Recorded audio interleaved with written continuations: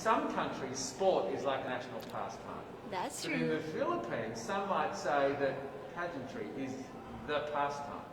That's true. You know what? In the Philippines, we have pageants all over the places. Yes, we have pageants in the barangay, in school, national, local. That's why we really love Miss Universe. It's like it's giving pride and putting the Philippines back on the pedestal. That's why there's an added pressure as a candidate coming from a pageant-loving country. But it's a good pressure. I always look up to our former Miss Universe Philippines. They really did well in the competition. And now this is my time to show who I am, to offer what Rabiya can show to the rest of the universe. So I'm very happy, and at the same time, I'm excited to make all my kababayans proud, and hopefully I do. Why do you think it is that the Philippines love pageants? They have appreciation for beauty. We do love pageant because we used to think that we wanted to be included in the world. I have to be honest, in the Philippines, my skin color used to be not the standard of beauty. I was obsessed whitening my skin because these are the kinds of beauty queen we see on the mainstream. But things were different now. That's why I'm very proud to be a morena. In the Philippines, we call it morena. It's brown skin girl.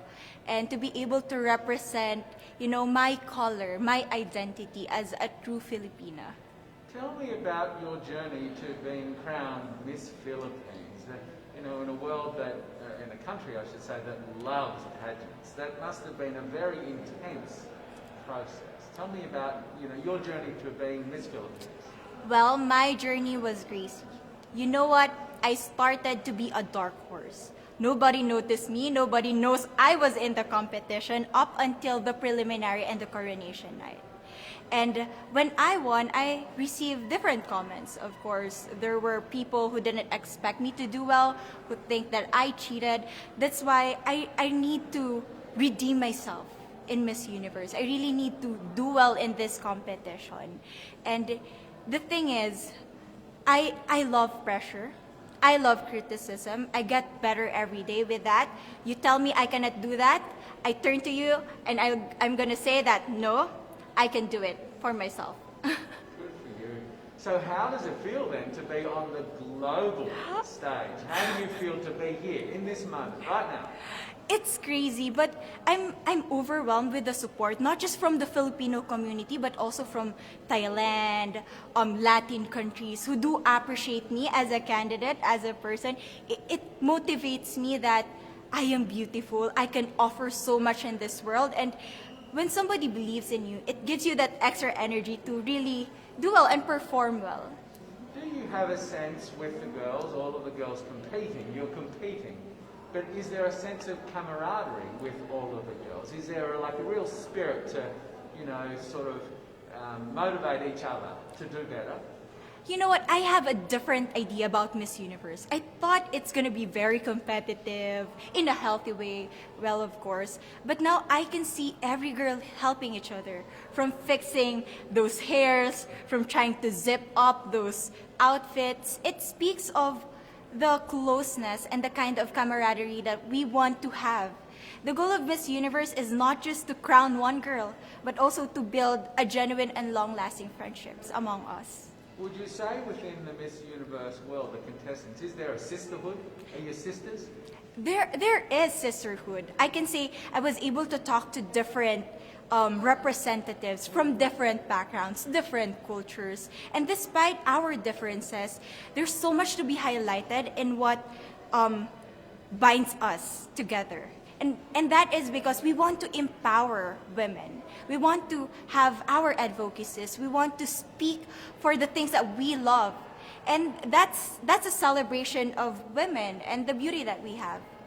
So coming out of this week, obviously you would love to be crowned Miss Universe. Of course. And that would be wonderful, of course, for any of you.